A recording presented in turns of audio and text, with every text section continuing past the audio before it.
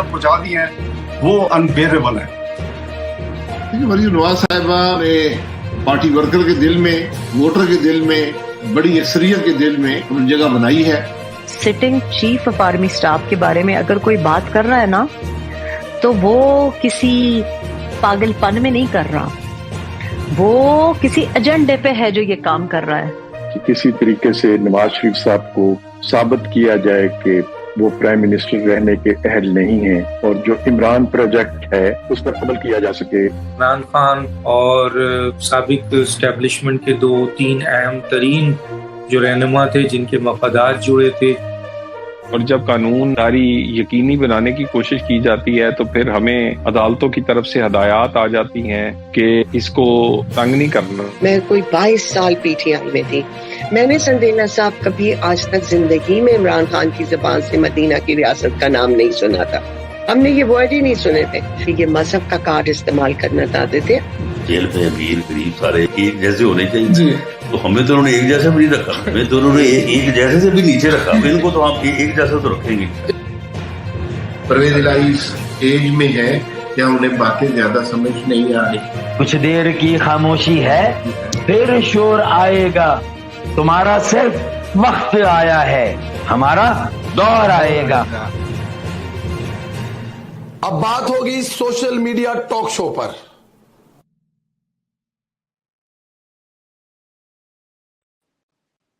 अस्सलाम वालेकुम दोस्तों, मैं हूं Parvez Sandhila. Social media talk show के साथ हमारे साथ मौजूद हैं अरशद परवेज साहब, और हमें ज्वाइन कर लिया है हारून साहब ने, और राजा साहब भी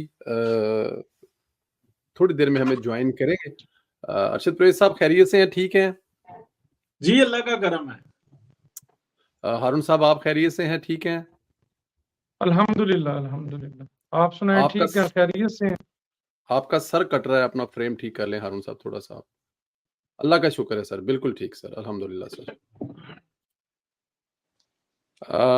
अरशद परवेज साहब, क्या सूरत हाल है? क्या आप लोगों ने मतलब कि सिलसिला ये जो शुरू किया है इसको किस तरफ जाके बिठाना है आप लोगों ने? और मतलब हाफिज साहब को सुना है अमामत के लिए 5 साल का अरसा दे दिया गया, क्या वो 5 साल मुसलसल तराबियां पढ़ाएंगे इस मुल्क में?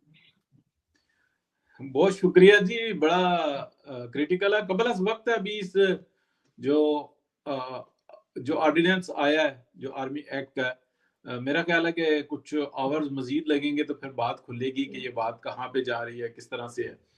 लेकिन जो मुल्क की सूरत हाल है उसकी मुनासबत से हुकूमत इस वक्त जिस दानिशमंदी के साथ आगे बढ़ रही है, कदम फूंक कर आगे बढ़ा रही है। नहीं, कैसे हुकूमत दानिशमंदी के साथ आगे बढ़ रही है या एस्टेब्लिशमेंट दानिशमंदी के साथ आगे बढ़ रही है? जरा खुल के बताते जाए जरा हमें। सर देखिए, एस्टेब्लिशमेंट की तो बात यह है कि वो अपनी जगह नहीं छोड़ना चाहती, और वो बहुत जो ना कोशिश कर ली, लेकिन हकीकत यह है कि बल्कि मैं एक ऑपरेशन का मैं मिसाल दे सकता हूँ कि उसका पूरा यूट्यूब पे ना सारा मामला 18 घंटे वो ऑपरेशन चला, तो उसको फिर फौरन क्लोज करना पड़ा। जो उसका मर्ज था, जो उसके अंदर कैंसर था, उसको निकालना था, अमेरिका में हो रहा था। तो जब डॉक्टर से बाद में पूछा गया कि अभी निकाला नहीं था सक्सेसफुली, 100% नहीं कंप्लीट किया था, तो फिर क्यों क्लोज किया? तो उन्होंने कहा था कि डॉक्टर्स चेंज हो रहे थे, ये सारे मामला ठीक थे, लेकिन आज हमने बॉडी को बचा लिया है, तो कल फिर हमारे पास चांस है। अगर हम इससे ज्यादा डिले करते 1 घंटा या 2 घंटा, तो शायद ये बॉडी एक्सपायर हो जाती। तो मसला ये है कि इस वक्त में जो 9 मई का वाकया है उसके ऊपर मेरा मौकफ हमेशा से है कि ये बड़ा अजीब किस्म का है कि जो बाजवा डॉक्ट्राइन थी उसका सारा इल्जाम जो है ना वो गायब हो गया। खुद मजलूम बन गए बाजवा डॉक्ट्राइन करने वाले, और गुड टू सी यू कहने वाले वो किस जगह पे खड़े हो गए, और सबसे बड़ा बेनिफिशियरी जो है ना वो पीटीआई को बना दिया गया। तो मैंने क्लियरली स्टांस दिया। लेकिन जो हमारी आज की बात है ना, जो आपका सवाल है बुनियादी तौर पे कि क्या हुकूमत वो अपनी जिम्मेदारी पूरी कर रही है, सर अगले जाने और उनका अमाल जाने। लेकिन हुकूमत इस वक्त में कोई शक नहीं है कि with in 7-8 months sir 90,100 index का क्रॉस करना एक मौजज़ा है। सर ये कोई इंडिकेशन, कोई छोटा सा इंडिकेशन नहीं है। पूरी दुनिया जो है ना हैरान हुई है कि किस तरीके से, किस हालात के अंदर जाके आप अपने सिमत को इतना दुरुस्त कर लें। ये कोई छोटी सी बात नहीं है। और आप देखें कि प्रेशर पूरी दुनिया के ऊपर, इस वक्त में ऑयल क्राइसिस, यूरोप पूरा जो है ना गैस के प्राइसेस की वजह से हिला हुआ है, टैक्सेस की वजह से लोगों की सेविंग्स खत्म हो रही हैं, लोग हैंड टू माउथ हो गए हैं, जॉब्स जो है ना वो खत्म हो रही हैं। यूरोप की मैं बात कर रहा हूँ, तो पाकिस्तान जैसा मुल्क जिसके इतने मसाइल हैं, जिनके ऊपर 3 साल 7 माह का अजाब भी मुसल्लत रहा है, वो अल्लाह का शुक्र है कि बढ़ रहा है। अगली बात बाद में करेंगे, लेकिन ठीक है हारून साहब, आपको तवक्का थी कि इस किस्म का कोई बिल आ रहा है जिसमें जो सर्विसेज चीफ्स हैं अगर वो बन जाएं तो वो मतलब कि रहें जब तक रह सकते हैं? 5 साल तो उनकी मुद्दत ऑफिशियल बढ़ा दी गई है और उसके बाद इमरान खान साहब का जो कानून है जिसके जरिए उस कानून के तहत एक्सटेंशन भी ली जा सकती है, और अगर 5 साल के लिए वो बने और 5 साल और एक्सटेंशन वो एक दफा ले लें तो फिर वो जो पुरानी रवायात थी ज़ियाउल हक साहब वाली और मुशर्रफ वाली और उससे पहले अयूब खान वाली, वो फिर वो जो उनका मुतालबा होता था फील्ड मार्शल टाइप, कुछ इस किस्म का सिलसिला नहीं बन जाएगा? या आप समझते हैं कि ये वक्त की जरूरत है, रहना चाहिए, होना चाहिए, बहुत अच्छी बात है? संदेला साहब, बात ये है कि डांग सोटे के बगैर ना ये मुल्क चलेगा नहीं अब सर। देखें, ये जो मौजूदा पार्टनरशिप है ये इतनी अहम है। वैसे तो हम हर अदवार में कहते हैं कि तसलसल होना चाहिए, पॉलिसियों के तसलसल के लिए वक्त की जरूरत है, जो सरहदों का जो मामला है वो इंतहाई हसास है। लेकिन इमरान खान के दौरे हुकूमत के बाद इस मुल्क ने जिस कदर क्राइसिस बुहरान बर्दाश्त किए हैं और इस कौम ने कुर्बानियां दी हैं, संदेला साहब ये मुल्क अब किसी रिस्क का मुतहम्मल हो ही नहीं सकता। ये जो वजीर आजम मियां मोहम्मद शहबाज शरीफ और जो सिपाही सालार की पार्टनरशिप है और जो SIFC का जो एक फोरम है, उस फोरम के नीचे जैसे अभी जो है अरशद परवेज साहब ने बताया है कि इतने कलील मुद्दत में इतनी कामयाबियां समेटना, बुरानों से निकालना, तमाम मुमालक जिनसे ताल्लुकात इमरान खान बहुत ज्यादा खराब करके चला गया था उनसे ताल्लुकात का बहाल होना और फिर सरमायाकारी होना, और इस तरीके से जो मुआशी एदाद शुमार है उनका इतनी कलील मुद्दत में ये एक बहुत बड़ा मौज़ा है और इसके पीछे वर्किंग रिलेशनशिप है, पार्टनरशिप है हुकूमत की और इदारे की। देखें, खुदा न खास्ता किसी किस्म का कोई रिस्क, कोई हादसा इस मुल्क को बहुत बड़े मसाइल से दो चार कर सकता है, और जो तहरीक इंसाफ का कल्चर है, जो उनकी रियासत पर चढ़ाई है, मुल्क दुश्मनी है, और किस तरीके से वो जो अमेरिका में अमेरिकन ईवान नुमाइंदगान, मतलब किसी जगह भी, अभी कल उन्होंने लंदन में बहुत बड़ा प्रोटेस्ट किया है। तो बात यह है, बड़ी अहम बात कर रहा हूं कि इसकी जरूरत क्यों थी कि जो दोस्त ममालिक सरमायाकारी करना चाहते हैं उनके साथ MOU साइन हो गए हैं, उनको भी आपने एक बहुत स्ट्रॉन्ग मैसेज देना है कि यहाँ पर कोई हुकूमत तब्दील नहीं होगी, यहाँ पर जो आपके साथ वादे किए जा रहे हैं, जो आपको एक अपॉर्चुनिटी दी जा रही है, पॉलिसियों का तसलसल होगा, कोई पॉलिटिकल इंस्टेबिलिटी नहीं होगी, और आप बिला खौफ और खतर बगैर किसी हिचकिचाहट के दबंग अंदाज के साथ पाकिस्तान में सरमायाकारी करें। उन दोस्त ममालक को ये मैसेज देना, अभी देखें कतर ने $3 अरब, सऊदी अरब ने 2.2 से 2.8, चाइना, UAE और IMF से जो पैकेज बहाल हुआ है, संदेला साहब उनके एतमाद के लिए इस किस्म का मैसेज देना कि ये तो पार्टनरशिप है, ये वक्त की जरूरत है और ये कायम रहेगी। पहुंच गया मैसेज आपका। राजा साहब, मुझे जरा ये फरमाइएगा, अगर जो पिछला इलेक्शन हुआ था उसमें किसी एक जमात को सादा अक्सरियत भी मिल जाती तो क्या इस किस्म की चीजों की जरूरत पड़ती हमें? ये जो अभी सब कुछ हो रहा है, जैसे मतलब सर्विसेज चीज के जो है वो बढ़ा दिए गए, जो हारून साहब और अरशद परवेज साहब कह रहे हैं क्योंकि ये वक्त की जरूरत है, कमजोर हुकूमत है, उसके साथ खड़ा होने के लिए, सामने वालों को डराने के लिए कि तगड़ा बंदा हमारे, मतलब ये सारी चीजों की जरूरत पड़ती है। अगर एक किसी मैं नवाज शरीफ साहब के राइट हैंड पे खड़ा था और लेफ्ट साइड पे मरियम बीबी खड़ी थी जब मियां साहब वोट डालकर आए थे, तो मुझे ये भी याद है आसम साहब जो है उन्होंने सवाल किया था कि अगर तो उन्होंने कहा था कि खुदा का खौफ करें, आप किस किस्म की बातें कर रहे हैं, अगर किसी एक जमात को अगर एक जमात को सादा अक्सरियत ना मिली तो आप इस मुल्क में फिर देखेंगे कि खुदा ना करे क्या होगा। और उनका वो किसी हद तक सच, मैं इसको थोड़ा सा डिफरेंट सोच रहा हूँ। अरशद परवेज साहब और हारून साहब ठीक है, मौके की नजाकत से ठीक है, हम खा रहे हैं पी रहे हैं, लेकिन अगले आने वाले 200 साल के लिए सोचे तो उससे हास हो रहा हूँ, क्योंकि ये बड़ी पुरानी ख्वाहिश है ना कि मतलब के वर्दी के साथ एक लंबा अरसा और उसको फील्ड मार्शल और ये वो।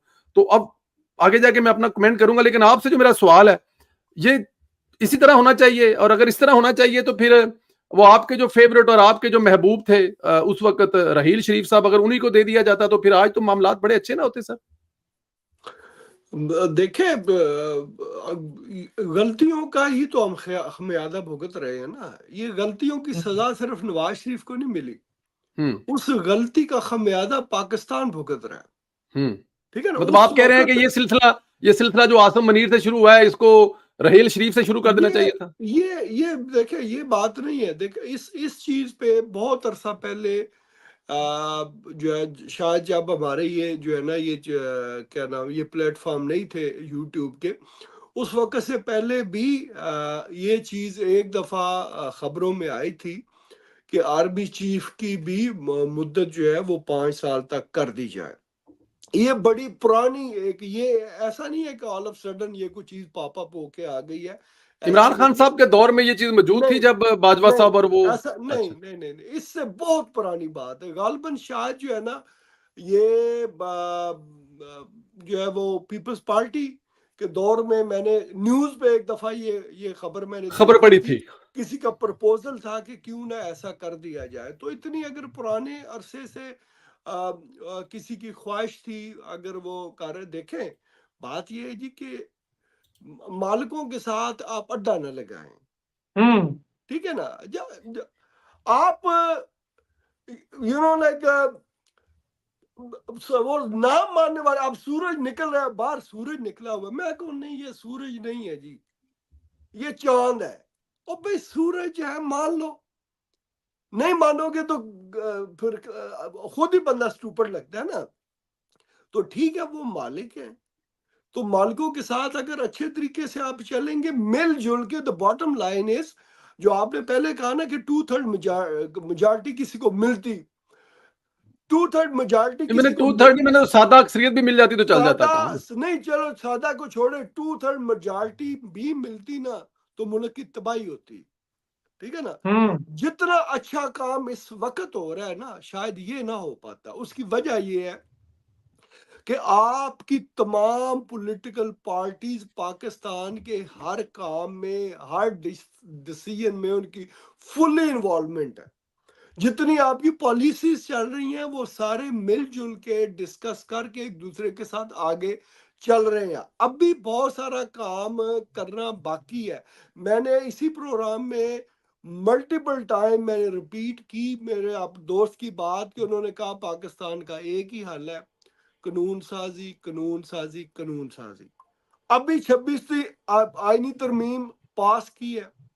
ठीक है जी, हो सकता है कुछ काम ऐसे हो जो उस वक्त एक्सपेक्ट नहीं किए जा रहे थे। फॉर एग्जाम्पल, मैं जरा खोल के कहता हूं कि फॉर एग्जाम्पल आपको चीफ जस्टिस बना देते हैं और वो अब जैसे मतलब कल उन्होंने वो जेलों के काम शुरू किए हैं।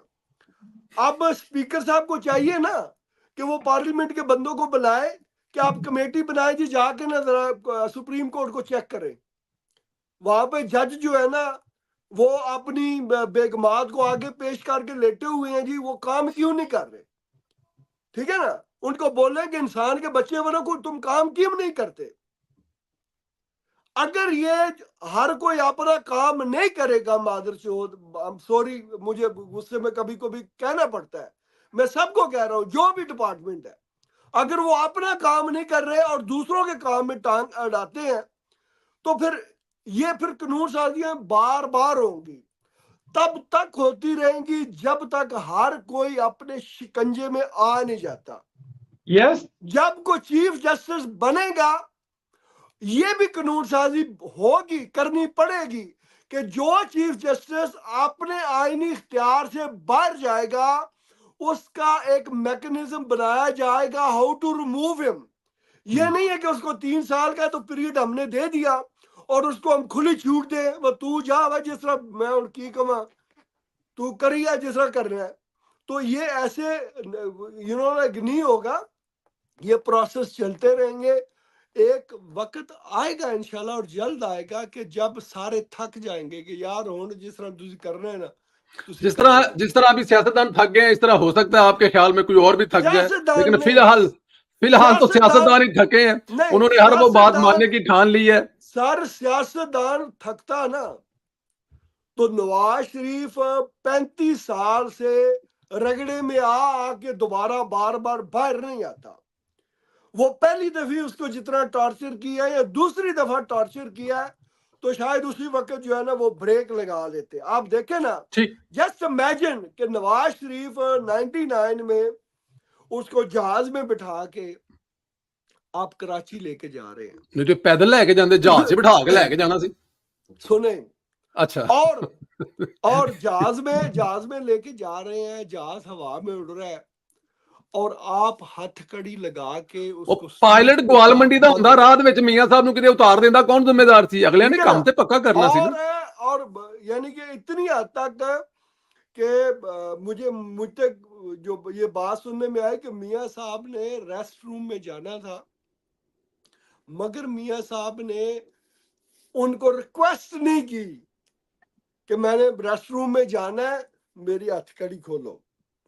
मियां साहब ने कहा ठीक करन दो, जो कर रहे हैं, मैं कराची जाके मतलब मैं कर रहा हूँ। सो तो ये ठीक है, आपका पॉइंट आ गया कि जो सियासतदान है वो जुल्म सहते रहेंगे, थकेंगे नहीं, लेकिन इस पे एक छोटी सी 11 साल जेल में रहे, थके नहीं। सियासतदान अल्हम्दुलिल्लाह थकते नहीं है। वो उन्होंने मुल्क को संभालने का एक जो बेड़ा उठाया हुआ है, वो उसको इन क्राइसिस से जरूर निकालेंगे। बिल्कुल ठीक कह रहे हैं आप राय साहब। कोई भी नहीं थकता, जो काम कर रहा होता है ना, वो एक मुजरम जो है ना, वो 6 दफा चोरी करता और 7 दफा जेल जाता, थकता वो भी नहीं है। थकता कोई भी नहीं, ना वो थकते हैं ना वो थकते हैं। सबकी नौकरी है, सबकी जॉब ने इसी तरह करनी है। हिम्मत हौसले वाली बात ये देखें, मेरी नजर में अगर मैं इस पे एक पॉइंट करूं तो मुझे सबसे पहले तो इसमें इस सारी ये जो अभी मशकें चल रही हैं, जो चरबे हो रहे हैं ना, इसका जिम्मेदार सिर्फ एक बंदा है और इमरान खान है। वो कैसे, अगर आप कहेंगे, देखें, मिसाके जमहूरियत के बाद इस मुल्क की तयन सम्मत डिसाइड हो गई थी। उस वक्त के 2 बड़े लीडर, उस वक्त के पाकिस्तान के, जो अपनी गलतियों से सीख कर, देखिए जितना टाइम लगा था ना आपका आइन बनाने में, उससे तकरीबन माइनस प्लस टाइम ही ये कागजात बनाने था, जिसको हम ये मिसाके जमहूरियत कहते हैं। ये कुछ छोटे डॉक्यूमेंट नहीं थे, इस पे साल लगे इनको बनाने में। और उसके बाद फिर हमने देखे भी, हमने सियासत वो अपनी जगह पे हल्का फुल्का चलता रहा, लेकिन बहुत सारी जगहों पे हमने देखा कि पाकिस्तान पीपल्स पार्टी की हुकूमत 4 दफा गिरते गिरते बची। एमक्यूएम भाग गई है, लेकिन पीएमएलएन उनके साथ खड़ी रही। पीएमएलएन के दौर में भी बहुत सारे मसाइल आए, लेकिन पीपल्स पार्टी जैसा भी हुआ, जो भी, वो भी उनके साथ खड़ी रही। तो ये जो सिलसिला था ना, चल निकला था। अब कोई तीसरी बंदे की या तीसरी कोई गुंजाइश नजर नहीं आ रही थी। और फिर इमरान खान साहब आए, उन्होंने अपना कंधा पेश किया और फिर उन्होंने सियासतदानों को इतना कमजोर कर दिया और इतना डरा दिया कि मैं जो मौजूदा आर्मी चीफ है या मौजूदा जो DGIS है, उसके साथ मिलकर अगले 15 साल के लिए हुकूमत करने आ रहा हूं। तो फिर सियासतदानों के पास कोई चारा नहीं था कि जो उन्होंने जमहूरियत के लिए एक कहा था कि जमहूरियत के अलावा कोई चैप्टर नहीं, फिर उनको हाथ मिलाना पड़ा, फिर उनको एस्टेब्लिशमेंट के साथ बैठना पड़ा। इमरान खान साहब इससे पहले कि 15 साल के लिए काबज हो जाएं, उन्हें साथ मिलकर उन ताकतों को निकालना पड़ा। और ये सब कुछ करने के लिए सियासतदान कमजोर हो गए। और वो ताकतें जो लंबा चलना चाहती थी, अपना रोल हमेशा मांगते थे बड़े लीगल तरीके से, उनका वो रोल काफी हद तक मजबूत होता गया। फिर 2024 के इलेक्शन में भी जो हुआ, मैं कभी भी उस पर खुश नहीं हूं, क्योंकि मैंने वो इलेक्शन के जलसे जो हैं वो ज्वाइन किए हुए हैं। इतनी बुरी हालत नहीं थी नून लीग की जितनी सीटें मिली हैं, और इतनी अच्छी हालत भी नहीं थी जितनी पाकिस्तान तहरीक इंसाफ को सीटें मिली हैं। और अगर वहां पे भी ये जो गड़बड़ हुई है या ये जो ना होती और नवाज शरीफ साहब को 135, 40, 50, 140 की तो बड़ी सिंपल थी आवाज थी, तो फिर भी शायद ये सब कुछ ना होता। और आज मुझे लग ये रहा है कि ये बाय डिजाइन बहुत सारी चीजें होती हैं। जो मुझे वो हफीजुल्लाह न्याजी साहब ने फरमाया था एक जगह पे कि इस जो दुनिया है ना, इस दुनियावी या इस पाकिस्तानी है, इनका जो खुदा है ना, वो मतलब कि साहब समझे कि एस्टेब्लिशमेंट ही है। वो 25, 30 साल, 40 साल, 15 साल आगे लेके चल रहा था। तो ये जो चीजें चल रही हैं, अल्लाह करे मेरे और आपके मुल्क के लिए बेहतर हूं। जनरल बाजवा साहब जो हैं वो नवाज शरीफ को निकाल कर इमरान खान को लेकर आए थे, और फिर इमरान खान को निकाल कर दोबारा PDM को लेके आए थे। तो ये हमारी बेस्ट ऑफ लक है, विशेस है। अगर ये बेहतरी है मुल्क के लिए तो बेहतरी हो, लेकिन जमहूरियत में जमहूरियत जो है वो दिन ब दिन इस तरह की चीजों से आई डोंट नो अच्छी हो रही है, बेहतर हो रही है, मजबूत हो रही है, कमजोर हो रही है, लेकिन हमारी दुआएं इसके साथ है। क्योंकि अगर यही काम इमरान खान के दौरे हुकूमत में होता तो हम चारों भाई बैठ के इसकी तर्थियां उतार रहे होते, इसको नंगा कर रहे होते और इसको कहते कि ये बुरा तरीन काम हुआ जो हो रहा है। मैं मादरत के साथ ये इमरान खान के दौरे हुकूमत में हुआ होता तो बाकी ठीक है, जैसे आप कह रहे हैं मालिक हैं वो, जो भी करें जैसे भी करें। एक और हैपन हुई है अरशद परवेज साहब,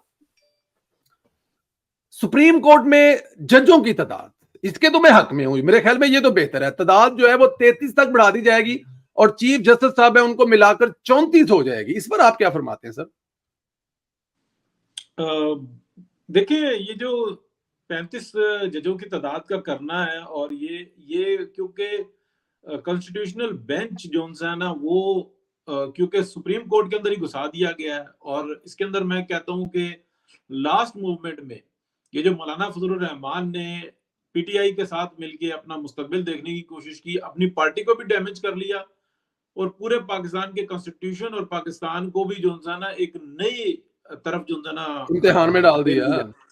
अब अगर देखें 5-5 के 2 बेंच बनते हैं तो 10 की तादाद निकल गई, तो फिर बाकी की सुप्रीम कोर्ट पीछे रह कितनी गई? 7। इस वक्त में 17 है तो 7 रह गए। तो मसले का हल क्या हुआ? हालांकि ये आज करें या 6 महीने बाद करें या 2 साल के बाद करें, कॉन्स्टिट्यूशनल बेंच कोर्ट पाकिस्तान में बनानी होगी। मैं उसकी एक एग्जांपल देना चाहूंगा कि मैं इटली के अंदर हूं, इटली में भी कॉन्स्टिट्यूशनल बेंच है। यहाँ पर एक बिल आया कि ये जो असाइलम सीकर होते हैं उनका जब केस प्रूव हो जाता है तो इनको बजाय 10 साल के बाद जो हम पासपोर्ट देते हैं इनको 5 साल के बाद दे दिया जाए। पार्लियामेंट ने अप्रूव कर दिया, अप्रूव करने के बाद इनके प्रोसेस के तहत वो जो बिल है वो कॉन्स्टिट्यूशनल बेंच में चला गया। वो उसके ऊपर गौर कर रहा है कि अगर ये हम तरमीम इसको ओके कर दें तो क्या ये बुनियादी कॉन्स्टिट्यूशन उससे टकराएगा तो नहीं। जब वो वहां से 2-4 महीने के बाद, 5 महीने के बाद, 6 महीने के बाद आएगा, या तो वो कह देंगे कि इसको रिफ्यूज कर दो, या वो ये कह देंगे कि इसको ठीक है कोई मसला नहीं है इसको कर लो, या वो अपनी तजावीज दे देंगे कि इसको ऐसे कर लो। तो ये होता है कॉन्स्टिट्यूशनल बेंच। इसके अंदर इसके पास ताकत नहीं होती, इसके पास उस तरह का इख्तियार नहीं होता जिस तरीके के पाकिस्तान की सुप्रीम कोर्ट ने कि किसी को भी नंगा कर दो, किसी प्राइम मिनिस्टर को निकाल दो, कुछ भी कर दो, ऐसी कोई बात नहीं होती। ये एक मुशावरती कमेटी होती है। तो ऐसा पाकिस्तान में बनाना जरूरी था और ये बन कुछ और गया। लेकिन एक बात जरूर है कि इस वक्त में बुनियादी तौर पे जो पाकिस्तान के अंदर जो कॉन्स्टिट्यूशनल हेड है, जो पार्लियामेंट है, वो जो उनसे ना सर जोड़ के बैठी हुई है कि इस मसले का हल क्या निकालें। कि अगर 10 से 12 या 14 जो ना जजेस निकाल दिए जाए तो हमें पीछे कितने के चाहिए होंगे कि जो सुप्रीम कोर्ट ऑफ पाकिस्तान को रन करके वो जो 60,000 70,000 केस सर पे पड़ा हुआ है उसको हम क्लोज कर सकें। तो कानून जो ना ये बनाया गया और बेहतरीन है। मेरा ख्याल है कि वक्त का तकाजा यही है और इसी तरीके से चलना चाहिए। तो मैं इस वक्त में जो है ना बिल्कुल ये कहूंगा, हाँ ये जो आपने बात की थी ना, मैं विदिन 30 सेकंड जो है ना ये कहूंगा कि अगर मियां मोहम्मद नवाज शरीफ होते ना ऐसा कानून बन नहीं सकता था। वो स्टैंड लेते हैं, वो लीडर है, वो जानते हैं। तो मैं हमेशा इख्तिलाफ इस बात पे करता हूं। तो इसका मतलब है कि मियां मोहम्मद नवाज शरीफ साहब होता है और एक पॉलिटिशियन होता है। ਤੁਹਾਡੀ ਗੱਲ ਕਰਨ ਦਾ मतलब है कि ਤਾਂ ਹੀ मियां साहब नहीं है क्योंकि यह कानून बनना सी। चले हारून साहब आपकी तरफ चाहते हैं, हारून साहब की तरफ चाहते हैं। हल्का फुल्का सा होना चाहिए, आपकी दोस्ती जरूर है लेकिन जो दिल के तफजात हैं भड़ास है वो हल्की फुल्की निकल जानी चाहिए। दोस्त नाराज नहीं होते, आप गुस्सा ना किया। हारून साहब मुझे ये बताएं, ये कानून भी बन गए, ये आईनी तरमीमें भी होगी, सारा कुछ हो गई है, कोई ऐसा शरबत तैयार हो सकता है, कोई ऐसी चीज तैयार हो सकती है जिससे इमरान टू जज ना है? आप 35 जज लगाएं, 40 लगाएं, लेकिन क्या तरीकाकार होगा कि आने वाले जज जो हैं वो मुल्क के लिए, आइन के लिए फैसले करें, ना कि इमरान टू बन जाए? कोई तरीकाकार हो सकता है? जज तो 34 लग जाएंगे। संदेला साहब, बतौर एक जमहूरी तालिब इल्म के और जमहूरियत पसंद होने के, मैं आपके दर्द को और आपके मौक़िफ़ से मैं 1000% मुत्तफिक हूँ कि अगर इमरान खान के दौर में ये काम हो रहा होता तो हम इस वक्त जो है हमारा रिएक्शन और रद्द अमल कुछ और होता। लेकिन संदेला साहब, सवाल ये पैदा होता है कि हम इस नहज तक पहुंचे क्यों हैं? जी मैं बता चुका हूँ, उससे पहले बता चुका हूँ कि इमरान खान रीजन है उस बात की। सियासतदानों को कमजोर किया इमरान खान ने, सियासतदानों को लाकर उन ताकतवर लोगों के सामने फेंक दिया, उनका चारा बना दिया। मैं ये कहूंगा उसको इतना कमजोर किया, डरा दिया, धमका दिया, मुल्क को उसने एक साइड पे लगा दिया कि 15 साल के लिए मैं आ रहा हूं और जो मेरे साथ आ रहा है हम 15 साल मिलकर। मैं बिल्कुल इस बात पे एग्री हूं, मैं ये एक्सप्लेन कर चुका हूं ये क्यों हुआ है। देखिए बात यह है कि जब आप नफरत के बीज इस कदर बोएंगे कि आप वजीर आजम का हलफ उठाने के बाद मुसलसल 3-3.5 साल तमाम पॉलिटिकल पार्टीज के किसी भी लीडर से हाथ नहीं मिलाएंगे, आप उनकी एक साथ बैठने की ऑफर को कबूल नहीं करेंगे, फिर जब आप जो है इंतकाम का निशाना बनाएंगे। आज बुशरा बीबी रो पड़ी हैं, बुशरा बीबी उस वक्त क्यों नहीं रोई, उस वक्त क्यों नहीं उन्होंने इस चीज का एहसास किया जब वो फैज हमीद और इमरान खान के साथ मिलकर पाकिस्तान की तमाम पॉलिटिकल फोर्सेस के तमाम बड़े सियासतदानों को और उनकी फैमिलीज को जो है वो उस जुर्म में शरीक थी।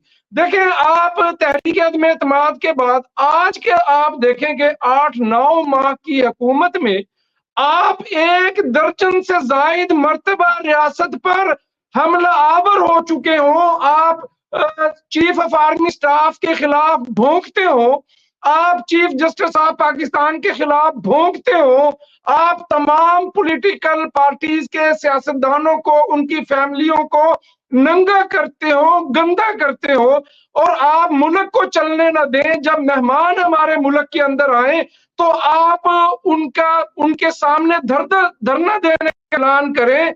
आप जो है आइन और कानून नाफिज करने वाले इदारों के अफसरान को शहीद करें, सर फाड़े, उनकी आंखें निकालें। तो संदेला से मुझे ये बताएं, आखिर रियासत को कहीं ना कहीं तो चलना है, आगे बढ़ना है।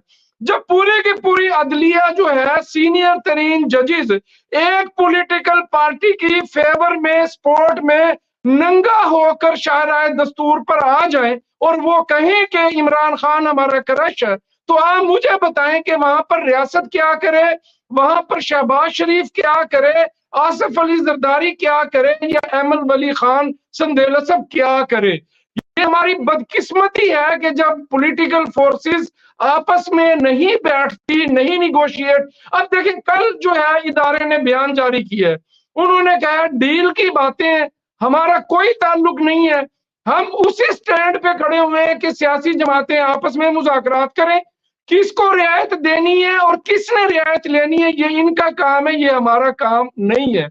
देखिए आज इमरान खान बैठे तमाम पॉलिटिकल फोर्सेस के साथ और कहे कि I am with democracy, I am with government, आप अपना टन्योर पूरा करें, हम मस्बत तनकीद करेंगे, आप देखेंगे एस्टेब्लिशमेंट की स्पेस कम हो जाएगी। इस आज की आर्मी एक्ट की तरमीम का जरूरत ही नहीं थी अगर इमरान खान जो है हुकूमत के साथ खड़ा होता, वो सपोर्ट ना करता, लेकिन वो कम अज कम रियासत पर तो हमलावर ना होता सर। तो ये जो इतनी कामयाबियां हैं, इतने दोस्त मुमालिक का एतमाद है, 25 करोड़ अवाम ने 26% मार्कअप भुगता है इस मुल्क में, 1 लाख से ज्यादा इस मुल्क में फैक्ट्रियां बंद हैं पिछले 4 साल से, लोग बिजली का बिल भर भर के जो है उनके नफ्सियाती मरीज बन गए हैं। तो अगर फिर एक सियासतदान अपनी नफरत में बदतमीजी तकसीम से इस मुल्क को फिर जो है 4 साल पीछे लेके जाएगा तो फिर हुकूमतों को इसी किस्म की तरामीम करनी पड़ेगी। मैंने बात का आगाज यहीं से किया था कि कौन सी डेमोक्रेसी है जब इलेक्शन शफाफ नहीं है, 3 दफा के वजीर आजम को ला के आपने रुसवा किया है, उसको इक्तदार में आने नहीं दिया, आपने पूरे के पूरे इलेक्शन को जो है मुतनाज़ा बना दिया।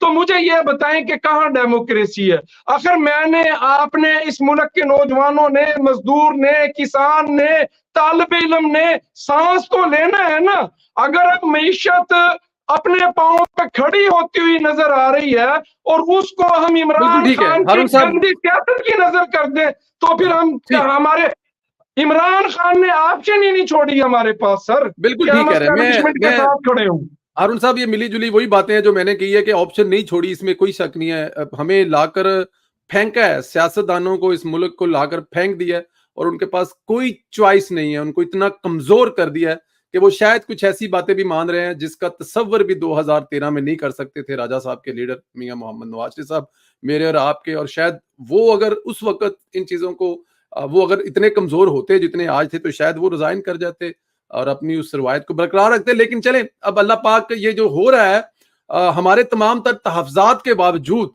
हमारे तमाम तर दुख और तकलीफ के बावजूद, क्योंकि हम बचपन से यही सुनते आ रहे हैं कि बुरी से बुरी डेमोक्रेसी जो है वो बहुत अच्छे जो डिक्टेटर हैं या बहुत अच्छी जो कोई फौजी ताकत है उससे बेहतर है, तो हमारे ज़हनों में वही बात बैठे हैं, हम लोग वही आज हमारे लिए उसको एक्सेप्ट करना थोड़ा सा मुश्किल होगा।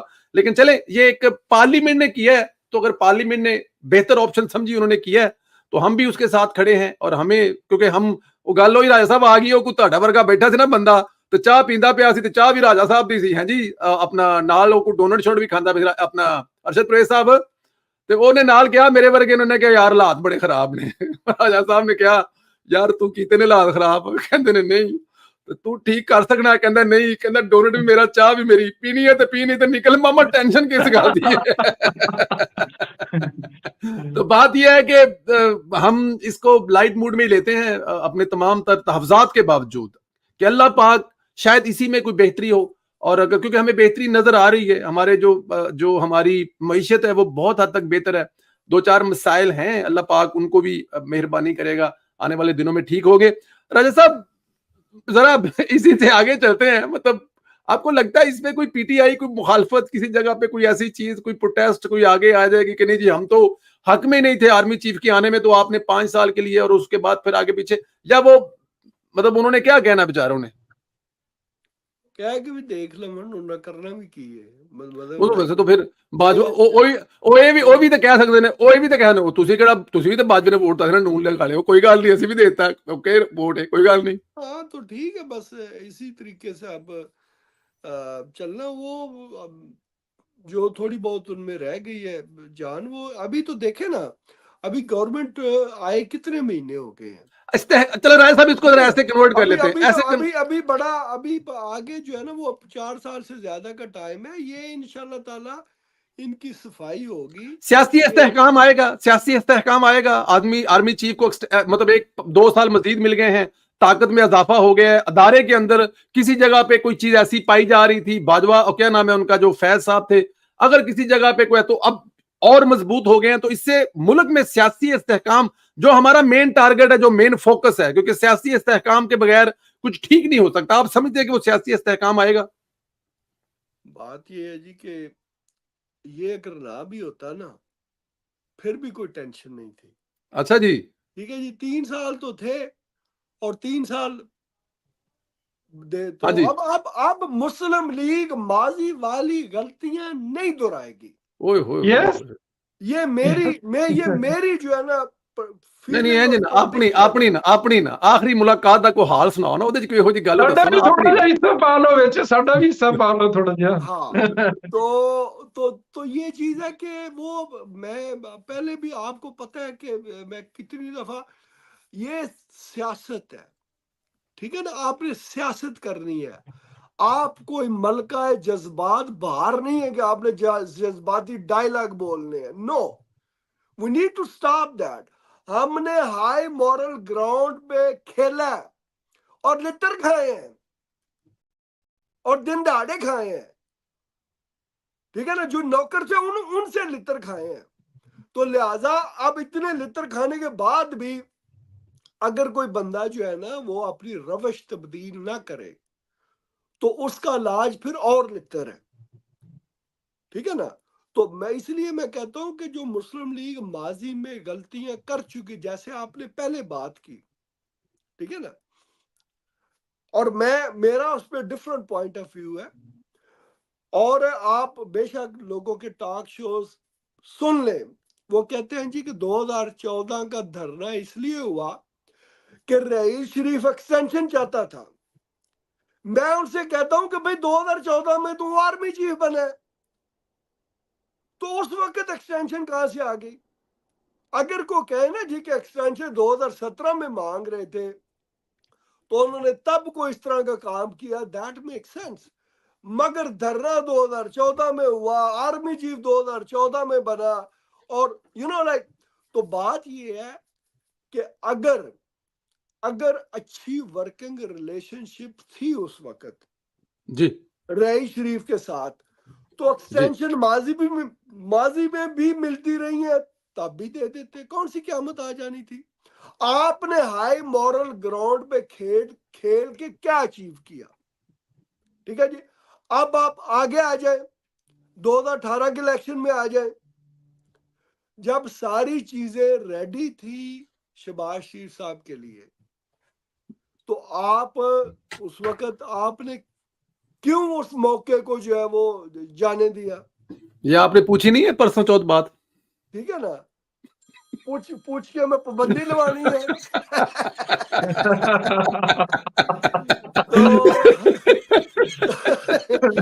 तो ये बात है कि तो वो 2018 में देखे ना, 2018 में जो नहीं वैसे एक और दसा उत्थे जाके गल्लां भुल भी जानियां ने, भुल भी जानी है ना कि मैं मदीने जाए ना बंदा, मदीने जाए मक्के जाए दुआवां ही भुल जांदियां ने। ऐसा अल्लाह ताला दी जात जलवा हुंदा है कि दुआवां ही भुल जांदियां ने, ਤੇ ਜਦੋਂ ਤੁਸੀਂ ਕਾਇਦੇ मोहतरम ਦੇ ਸਾਹਮਣੇ ਜਾਓ ਤੇ ਤੁਹਾਨੂੰ ਸਵਾਲ ਵੀ ਭੁੱਲ ਜਾਂਦੇ ਨੇ।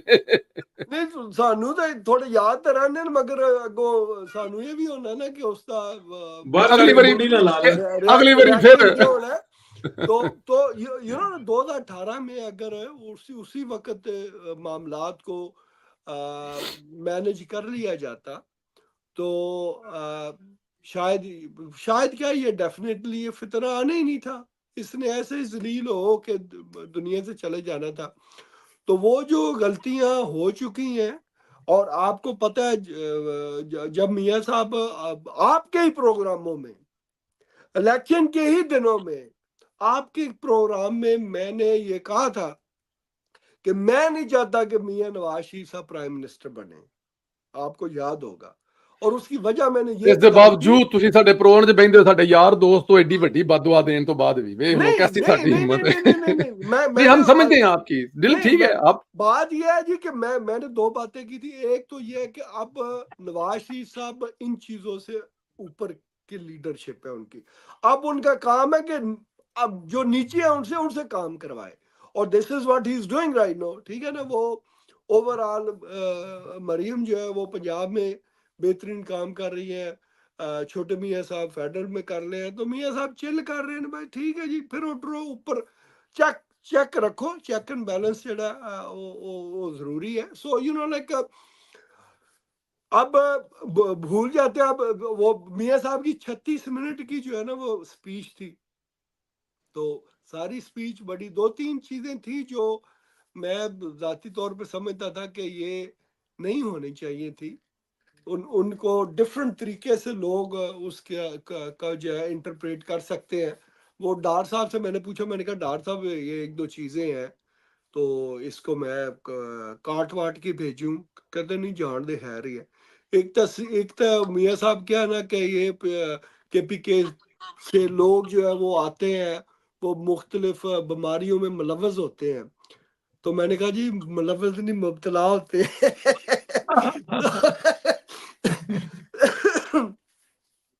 तो एक और चीज थी कि लाइक थोड़ा सा जलाल में भी मियाँ साहब आए थे काफी। थोड़ा सा जलाल में वो कह गए ना कि मेरी गल लिख लो, असि सारे फड़े जाएंगे जी, किसी नहीं है बचना, ठीक है ना।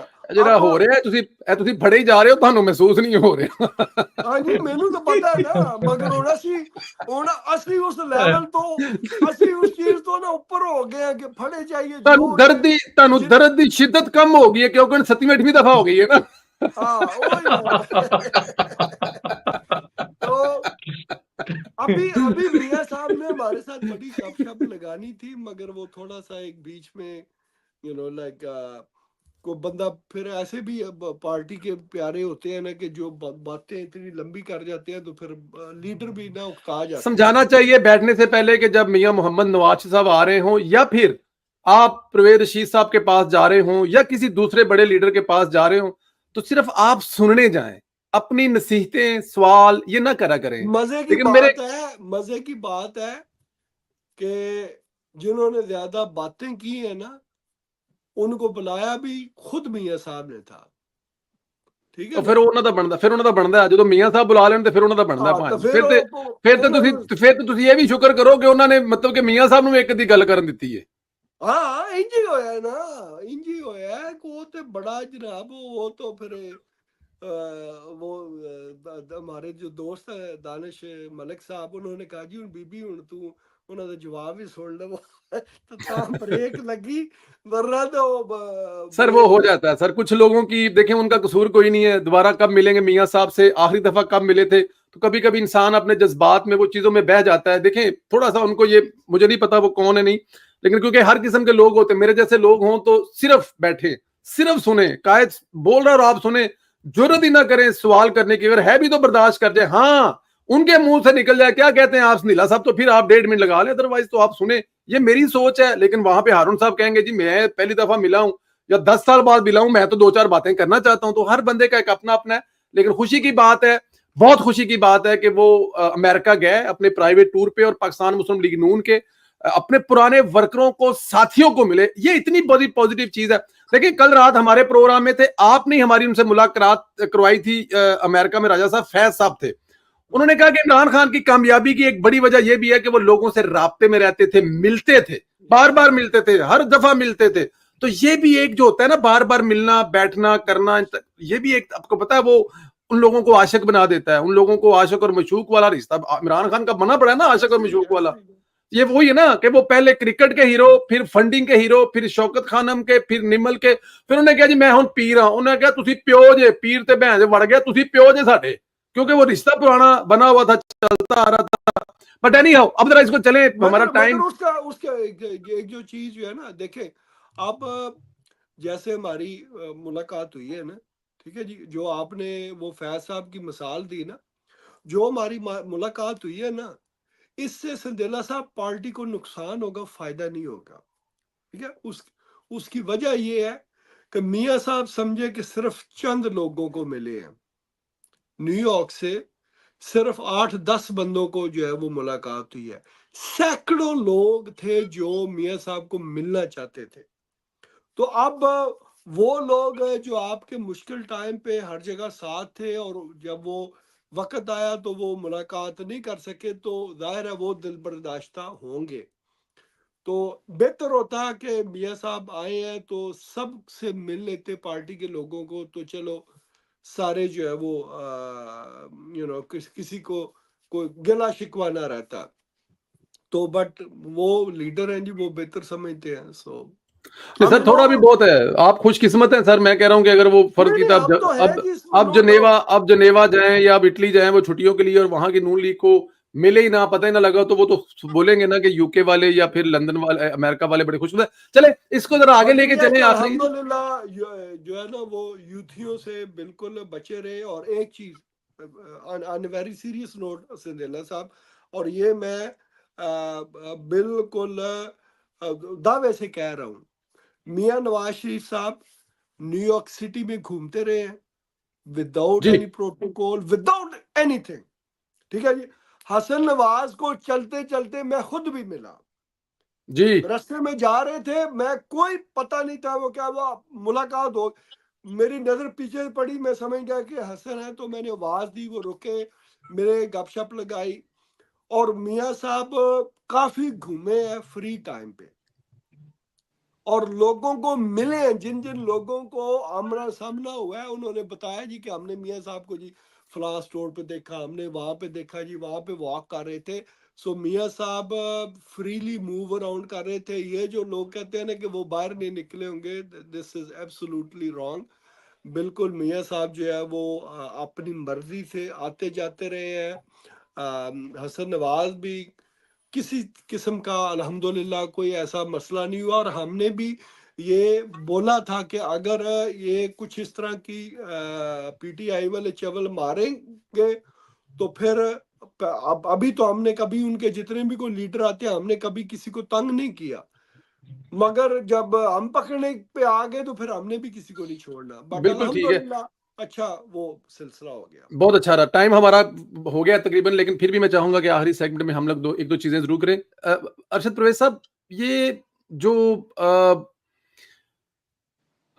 पनामा के जज थे अफजल साहब, उन्होंने जाज अफजल साहब, वो आज सामने आए हैं। उस वक्त वो मुकरा करते थे कि किसी किस्म की कोई व्हाट्सएप कॉल नहीं थी, लेकिन आज वो माने हैं क्योंकि हुकूमत अपने लोग लगाना चाहती थी। वो जफर हजाजी साहब, ट्विटर पे आप उनको फॉलो करते हैं, और उन्होंने हमारे साथ एक बड़ा अच्छा प्रोग्राम भी किया जिन्होंने खुल के बताया, और उन्होंने बल्कि उसको बताया कि ये बिल्कुल झूठ बोल रहे हैं हुकूमत का।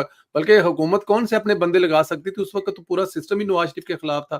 तो ये जज आज मान रहे हैं कि ये सब कुछ वहां पे हुआ, और उससे पहले वो हाशमी साहब वाला। तो मतलब कुदरत के इस कानून को क्या कहेंगे कि खुलकर वो खुद ही बता रहे हैं कि हमने जो जुल्म और ज्यादती की आज।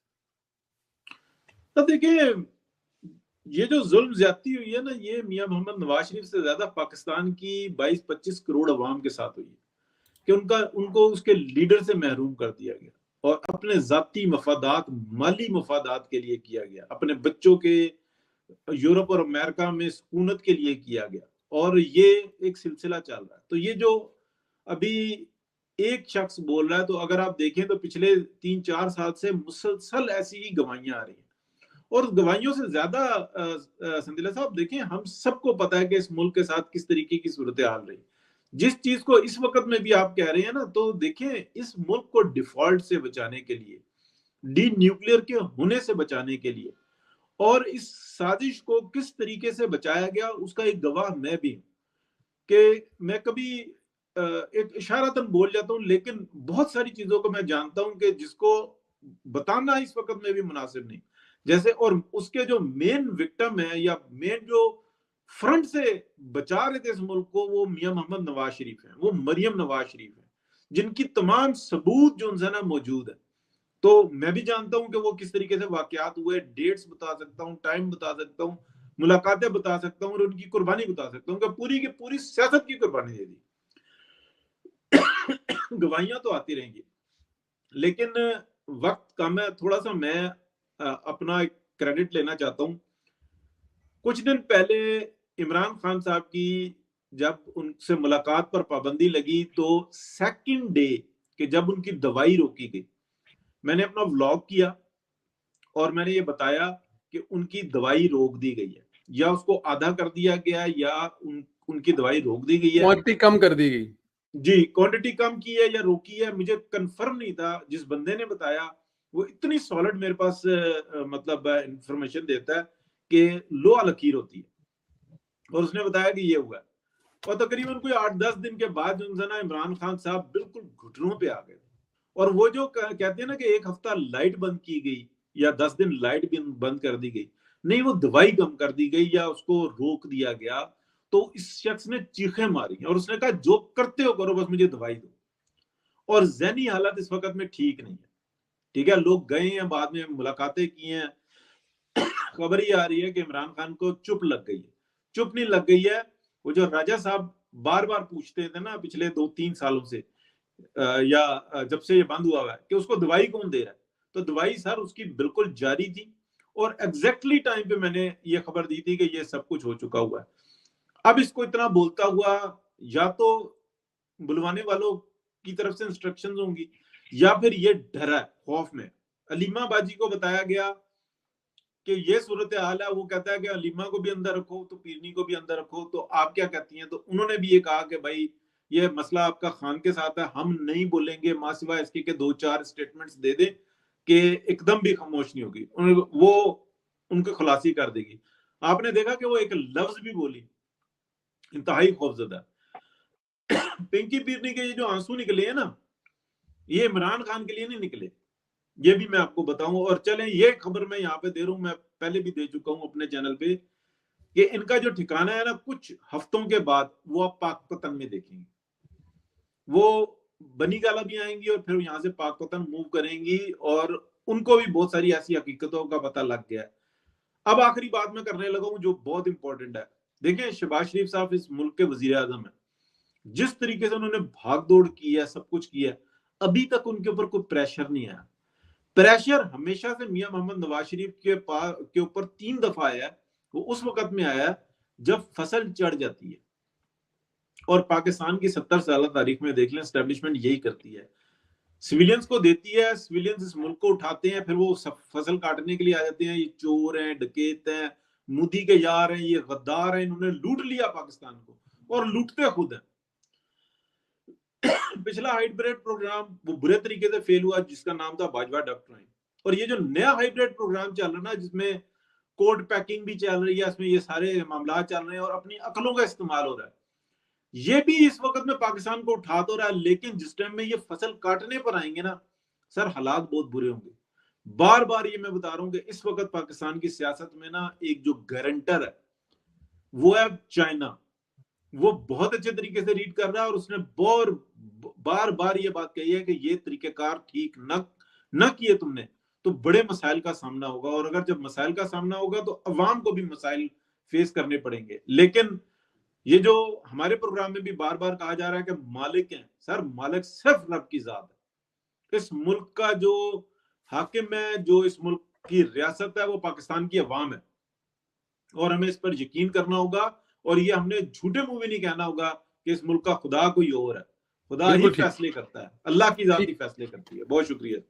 बिल्कुल ठीक है, बिल्कुल ठीक है। हारून साहब आखिरी मिनटों में जरा मतलब आप भी अपना, हारून साहब एक तो अल्लाह ताला की जात कहने ने कि दुश्मन अभी जिक्र किया दोस्त ने, बट मैं ना भी चाहते हुए कि मुझे अच्छा ही नहीं लगता हमें जब कोई मजबूर हो, कमजोर हो, कुछ जेल में हो, तो हमने बड़ी कर ली। बुशरा बीबी जो आज उनके बारे में कहा गया कि उनकी कोई आंसू निकले, कोई वो रोई, और आपने शायद जिक्र किया कि वो उस वक्त देख लेती है। पंजाब की जो वजीरे इंफॉर्मेशन है उन्होंने भी आज कहा कि वो जो मरियम, इसमें कोई शक नहीं है, किसी के रोने पर या किसी के उस पर खुश नहीं होना चाहिए। अल्लाह ताला की जात ये किसी पर वक़्त ना लाए। लेकिन क्या ये हमारे लिए लेसन नहीं है, आने वाले वक्त में लोगों के लिए लेसन नहीं है कि जब आपके पास इक़्तिदार हो, जब आप पावर में हो, ताकत में हो, तो आप ऐसी चीजें ना करें कि कल खुदा ना करे आपके साथ ऐसी ना हो। देखिए संदेला साहब, बहुत बड़ा लेसन है, और मैं यही समझता हूँ कि पाकिस्तान में पिछले 2014 से लेकर 2024 तक पाकिस्तान जिन हालात और वाकयात से गुजरा है, तो बहुत सारे लोगों ने बहुत सारी चीजें सीखी हैं।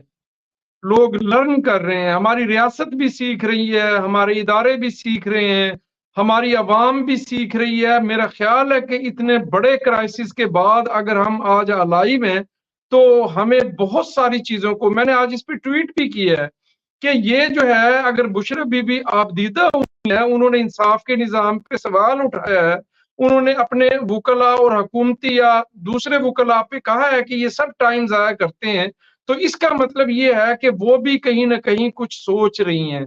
बात ये है कि अगर आज बुशरा बीबी बाहर हैं तो डेफिनेटली उन्होंने अंदर 4, 5, 6 माह में या 9 माह में बहुत सारी चीजों के मुतालिक, क्योंकि मेरा जाती ख्याल ये है कि अल्लाह पाक हम सबको महफूज रखे, क्योंकि इंसान जब अंदर होता है ना संदेला साहब, वो उस वक्त जितना कुछ सोच सकता है ना, शायद वो बाहर रह के उतना कुछ नहीं सोच सकता।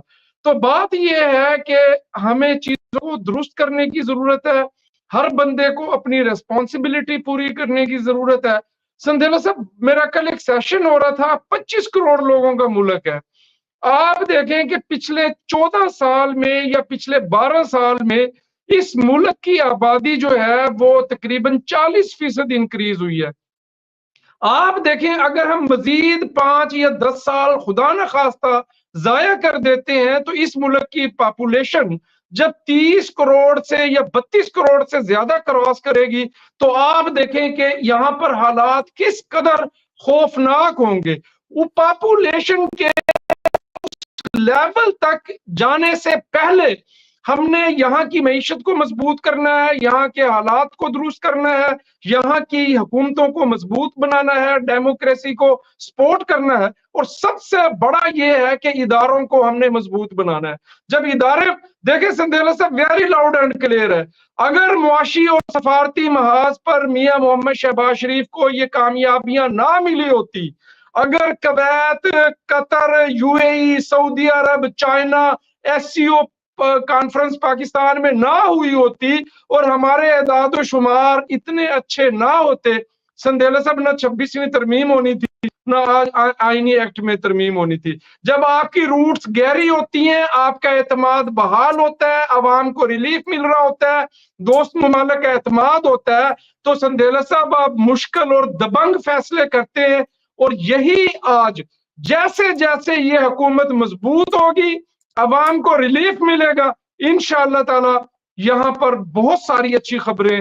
25 करोड़ लोगों का मुल्क है, हर मुल्क की ख्वाहिश है कि पाकिस्तान में सरमायाकारी करें सर। इंशाल्लाह इंशाल्लाह। ਤੁਸੀਂ ਮੈਨੂੰ ਇਹ ਦੱਸੋ, ਲੇਕਿਨ 30 ਸੈਕਿੰਡ ਤੁਹਾਡੇ ਨੇ, ਇਸ ਤੋਂ ਜ਼ਿਆਦਾ ਨਹੀਂ ਤੁਹਾਨੂੰ ਮਿਲਣੇਗਾ ਹਾरून ਸਾਹਿਬ, ਟਾਈਮ ਪੂਰਾ ਹੋ ਗਿਆ। ਇਹ ਕਮਲਾ ਹਾਰਿਸ ਨਾਲ ਤੁਹਾਡਾ ਕੀ ਹੈ? ਤੁਸੀਂ ਬੜੇ ਉਹਦੇ ਨਾਰੇ ਤੇ ਮਿਊਜ਼ਿਕ ਵਜਾ ਕੇ ਗਾਣੇ ਲਾ ਰਹੇ ਹੋ ਕਿ ਉਹ ਜਿੱਤੇਗੀ, ਕਿ ਟਰੰਪ ਨਾਲ ਤੁਹਾਡਾ ਮਸਲਾ ਹੈ ਕੋਈ? ਹਾरून ਸਾਹਿਬ ਜ਼ਨਾਨੀ ਹੋਈ ਨਾ, ਜ਼ਨਾਨੀ ਨਾਲ ਕਿਹਨੂੰ ਦਿਲਚਸਪੀ ਨਹੀਂ ਹੁੰਦੀ। सर मैं तो जमहूरियत पसंद आदमी हूँ, मैं तो हर गंदे शख्स को खातून पसंद करो, जमहूरियत पसंद ना करो। देखिए वो जो ट्रंप है वो तो एक नफरत का निशान है ना। इमरान खान में और ट्रंप में तो कोई फर्क नहीं है सर। जब इमरान में और ट्रंप की सोच एक नफरत वाला, लेकिन वो नफरत वाला इंसान दुनिया में जंगे नहीं लगाना चाहता। जहां जंगे लगी है वो समेटना चाहता है। ये देख लें आप, नफरत उसकी, आप उसकी शख्सियत के बारे में कर सकते हैं, उसकी हरकतों के बारे में कर। ਤੁਹਾਡੀ ਵਾਰੀ ਆਈ ਜਾਣੀ ਹੈ ਭਜਨ। ਅਸੀਂ ਕਿਹੜੇ ਥੇ ਲੱਸੀ ਵਿੱਚ, ਸਾਨੂੰ ਵੀ 1 ਸੈਕਿੰਡ ਕਰ, ਤੁਹਾਡੀ ਵਾਰੀ ਆਣੀ ਭਜਨ, ਤੁਹਾਨੂੰ ਦੇਾਂਗੇ ਪੂਰਾ ਮਾਈਕ। ਅਮਰੀਕਾ ਤੁਹਾਡੇ ਤੇ ਐਂਡ ਕਰਨਾ ਹੈ, ਅਸੀਂ ਜ਼ਾਹਿਰ ਹੈ ਤੇ ਐਵੇਂ ਚਸਕਾ ਲੈ ਰਹੇ ਹਾरून साहब को। तो मैं अर्ज ये कर रहा था हारून साहब से, हारून साहब आपकी बात ठीक है, उसके रवैये से आपको नफरत हो सकती है या उसके बारे में? एक पॉइंट मैं भी उस खौफ का शिकार हूं जिस खौफ का हर दूसरा पाकिस्तानी है कि अगर ट्रंप अमेरिकन प्रेसिडेंट मैं समझ गया, वो जो है ना पाकिस्तान में फितने को आजाद ना कर दे। बस चले ये बात हम राजा साहब से पूछ लेते। राजा साहब वैसे कल बड़ी तफसील, कल वाला इंटरव्यू अगर सुनते हैं आप तो उसमें बताया उन्होंने ये क्या होता है, सारी लॉबिंग कैसे होती है, कैसे पैसे जाते हैं, कैसे खत लिखवाते हैं। लेकिन हाँ राजा साहब से पूछ लेते हैं कि क्या ट्रंप छोड़ देगा? ऐसी कोई बात नहीं है। देखिए जो पाकिस्तान की 76-77 साल की जो तारीख है ना जी, इसमें हमेशा जो रिपब्लिकन पार्टी है, जो ट्रंप की पार्टी है, इनके तल्लुकात पाकिस्तान के साथ हमेशा अच्छे रहे हैं। मगर इसमें जो फिक्र वाली जो एक अंसर है वो ये होता है कि जब भी रिपब्लिकन पावर में होते हैं उस वक्त फौजी हुक्मरान होते हैं पाकिस्तान में। बाजवा देख ले, मुशर्रफ देख ले, उसके बाद ज़ियाउल हक, अयूब खान, तो ये रिपब्लिकन के टाइम पे आते हैं। तो ये एक उसका जो सेटबैक है। अदरवाइज रिपब्लिकन के रिलेशन अच्छे होते हैं पाकिस्तान के साथ। जो डेमोक्रेट है इनका हमेशा से टिल्ट इंडिया की तरफ ज्यादा रहा है, जितने भी दौर गुजरे हैं।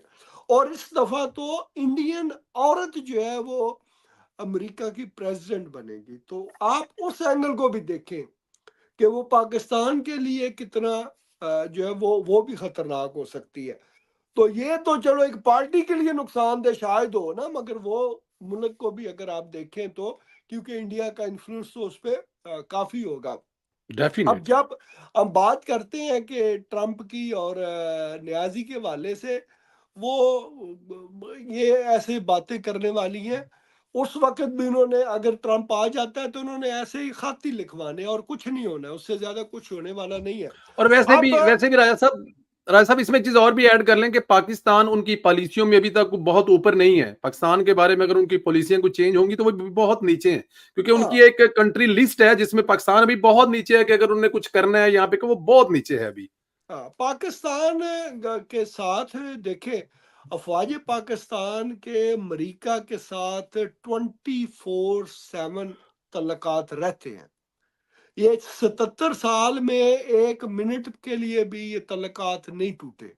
और जो बेड़ा नहीं पहुंचे थे वो तो नहीं टूटे सन यार, भेजियो बेड़ा। अच्छा जी, नहीं टूटे, कभी गुस्सा नहीं कीता। ये मेरे एक खातून पेंटागन में काम करती थी, बड़ी उम्र की थी, तो उससे एक दिन मैं ऐसे गपशप कर रहा था तो उसने बात की कि यू नो कि पाकिस्तान और यूएस मिलिट्री के रिलेशन अपने बहुत अच्छे हैं और आज तक इनके तल्लुकात में बिगाड़, सियासी हुकूमतों में पाबंदियां भी लगे, जो मर्जी है कर ले, मगर फौजियों के साथ जो है ना वो अच्छे होते हैं।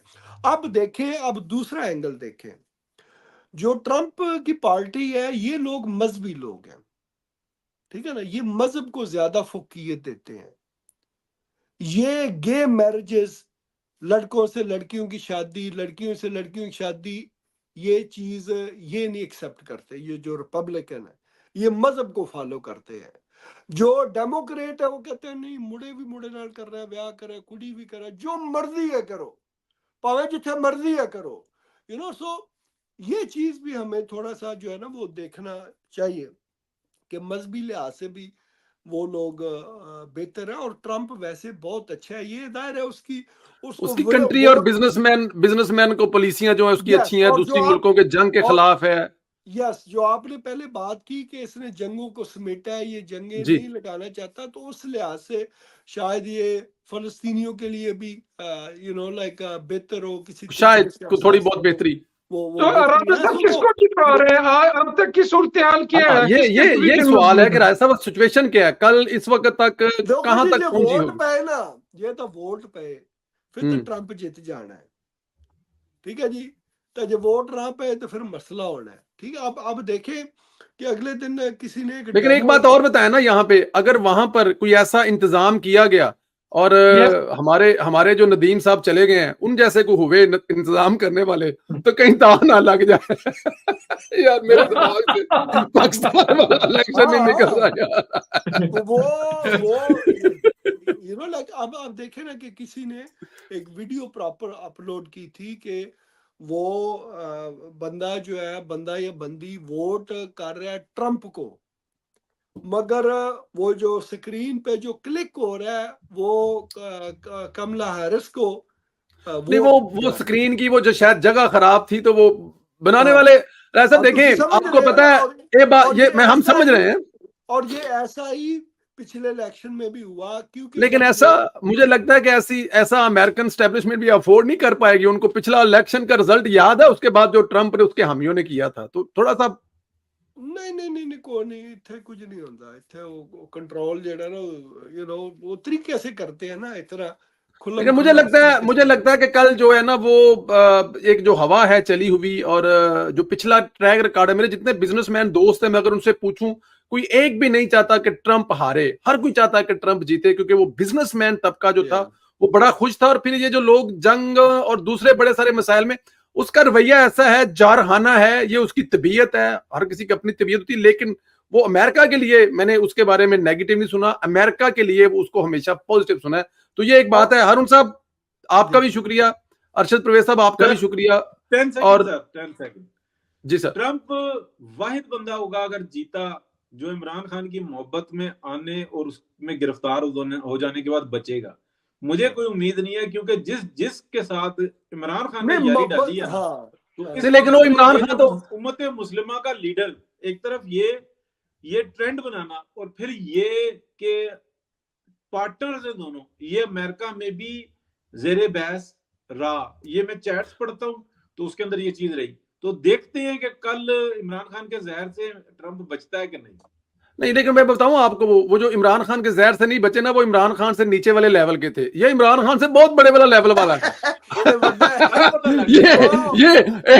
आप हाँ जी, छोटे सिंगल है, बड़े सिंगल है, इस वास्ते ਇਹਦਾ तो इमरान खान का असर नहीं होया होगा, ये मैं ਤੁਹਾਨੂੰ ਦੱਸ ਦਿਆਂ। नहीं तो मतलब इमरान खान का प्यो है, इमरान खान का प्यो है, मतलब यस एक चीज जो बहुत घोड़े का मैदान कल पता लगेगा। बिल्कुल ऐसे ही है। एक जो बड़ी, मैंने इस पे आज एक वीलॉग भी किया है, वो हम लोग नॉर्मल करते नहीं है ग्रीन स्क्रीन पे, जैसे कि फोटो में पीछे लगन, तो वो शायद तैयार हो रहा है। जो फोग है ना, ये एक बहुत बड़ा मसला है, और इसको ये कहा जा रहा है, बल्कि ये साबित शुदा चीज है कि ये आपकी कोरोना से भी ज्यादा बड़ी और डेंजरस बीमारी है। 2.5 लाख पाकिस्तानी इसमें हर साल मर रहे हैं, और बड़ी मजे की बात है कि इसमें पाकिस्तानियों को इससे कोई दुख दर्द और तकलीफ नहीं है। हुकूमत को भी शायद इतनी ज्यादा तो नहीं है, लेकिन अवाम को तो इससे कोई तकलीफ नहीं है, बल्कि वो एंजॉय कर रहे हैं, जुगते कर रहे हैं। लेकिन ये जो आपकी जिंदगी के 10 साल हैं, जो लाहौर के गिरदोनवाह में लोग हैं, और आहिस्ता आहिस्ता ये मुल्तान की तरफ और बहावलपुर और बहावल नगर की तरफ जाते, क्योंकि जहां जहां खेतों में आग लगेगी वहां पे ये सब कुछ होगा। तो मेरे बड़े भाई हैं हारून साहब, जानते हैं नवाज संधीला साहब, वो जनूबी पंजाब और बल्कि पूरे रीजन को वो करते थे। उनकी वो अपने किसी जगह पर थे, तो वो कह रहे थे कि मुझे पता है कि दिला साहब ये गाली को नहीं अगला आ देने, तो कह रहे मैंने उनको डांटा, खुदा के बंदो, खुदा का खौफ करो। हमने पेड़ करके वो जगह सारी हमवार करवाई कि आग नहीं लगानी। तो ये जो आग लगाने वाले मैं भी इस्लामाबाद से लाहौर आ रहा था, तो रास्ते में मैंने देखा खेतों को आग लगी हुई थी, लोग जला रहे थे। तो हुकूमत जो है उसको उसी सतह पे जाना पड़ेगा जिस सतह पर डेंगू के खिलाफ शहबाज शरीफ गया था, वरना ये बड़ा एक नुकसान होने वाला है। और अगर इस पे अगर आपने वक्ती तौर पर कुछ ऐसी चीजें करने की कोशिश की जिससे लगे कि बड़ा कुछ हो रहा है, हकीकत में ना हुआ, तो ये बहुत बड़ा प्रॉब्लम है। मैं बताऊं अरशद कुरैशी साहब, ये कुछ 1952-57 में, या मैं आज जो वीलॉग कर उसके मुताबिक लंदन में ये स्मोक आई थी जिसको ग्रेटर लंदन स्मोक का नाम दिया गया था। राय साहब, ये इतनी तगड़ी थी कि ये आपके तहखानों में घुस गई थी, और ये इतनी तगड़ी थी कि आपकी सिनेमा की स्क्रीनें बैठे हुए सीटों से नजर नहीं आ रही थी, ये इतनी तगड़ी थी। और फिर उसके बाद ये जो शंघाई टावर आपको चाइना उधर बना है चाइना में, वो इसी मकसद के लिए बनाया गया कि वो सारी हवा अपने अंदर खींचता है, उसको जरा गर्म करके निकालता है और फ्रेश करके बाहर निकालता है। तो दुनिया ने इस पे काबू पाया है, ऐसा हरगिज नहीं है। फिर वो कोयले की एक बहुत बड़ी वजह थी लंदन में, उन्होंने सेंट्रल हीटिंग पे लेके आए, और जिनके पास पैसे नहीं थे तो हुकूमत को ये जो फैक्ट्रियां हैं, ये जो जलाने वाले लोग हैं, इनको इबरत का निशान बनाना पड़ेगा। कुछ 250,000 किसान पकड़ने पड़ेंगे और साल साल पूरा अंदर बंद करने पड़ेंगे कि उनकी साल जमानत ही ना हो सके, चाहे क्यामत आ जाए, ताकि उनको देखे वाला साथ वाला किसान है। उसमें मैं भी हो सकता हूं, मैं भी किसान हूं, मैं भी जिम्मेदार हूं। मतलब इस तरह की चीजें करनी पड़ेंगी, और ये ना की गई तो ये बहुत बड़ा नुकसान होगा, जो कि नहीं होना चाहिए। और आज भी शुरू करें तो हारून साहब ये 5-7 साल लगेंगे, ये एक दिन में नहीं होगा। इंडिया वाला बहाना वैलिड है, इंडिया से बात करनी पड़ेगी, इंडिया के साथ बैठकर एक उनके साथ उनको समझाना पड़ेगा। इसका हल ही यही है जी। आई थिंक 1-2 साल पहले भी किसी वो प्रोग्राम में हम बैठे हुए थे, तो मैंने यही प्रपोज किया था, इसका हल दोनों ममालिक को बैठ के निकालना पड़ेगा जी। पाकिस्तान अकेला अपने मुल्क में बैठ के इसका हल बहुत मुश्किल है कोई निकले, क्योंकि जहां से वो प्रॉब्लम जनरेट होती है। नहीं, वो राय साहब, इस बात में मैं आपसे एग्री करता जरूर हूं, लेकिन डिसएग्री इसलिए करता हूं कि अगर 50% या 40% वहां से आती तो 60% आपके घर में जनरेट हो रही है।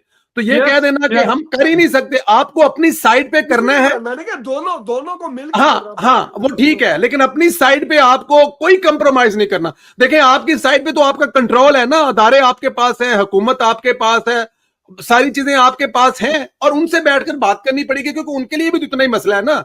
अगर वहां से हवाएं आ रही हैं और खुदा करे हवा पुठियां होने इधर उधर जानते फिर की करेंगे, तो ये बात आपकी ठीक है, लेकिन अपने आप को इसमें से माइनस ना करें।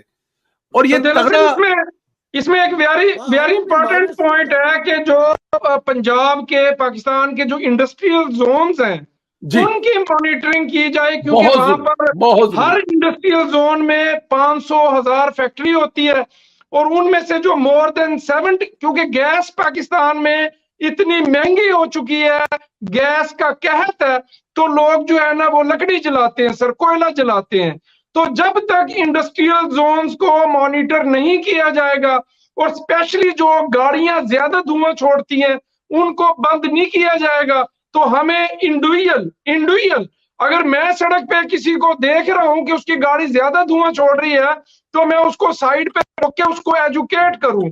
अगर मेरा ऑफिस किसी इंडस्ट्रियल एस्टेट में है, तो वहां पर जो फैक्ट्रीज है मैं उसकी रिपोर्ट करूं हुकूमत को कि इस इंडस्ट्रियल जोन में इतनी फैक्ट्रीज हैं जो मतलब जो है ना धुआं छोड़ रही हैं।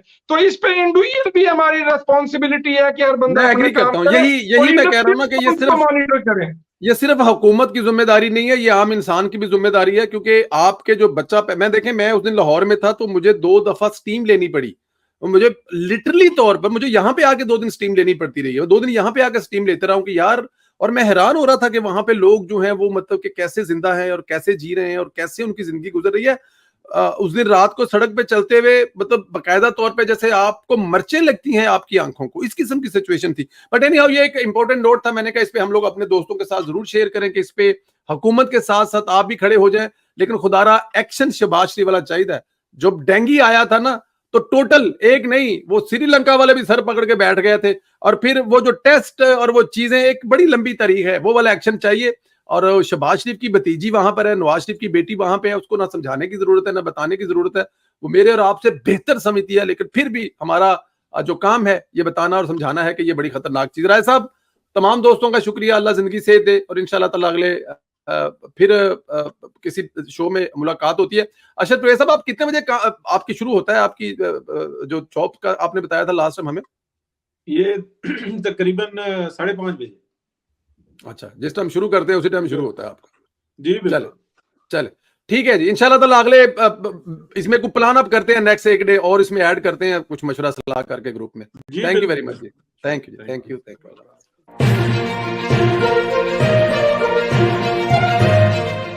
इस तमाशे के चक्कर में पाकिस्तान को जो नुकसान पहुंचा दिए हैं वो अनबेरेबल है।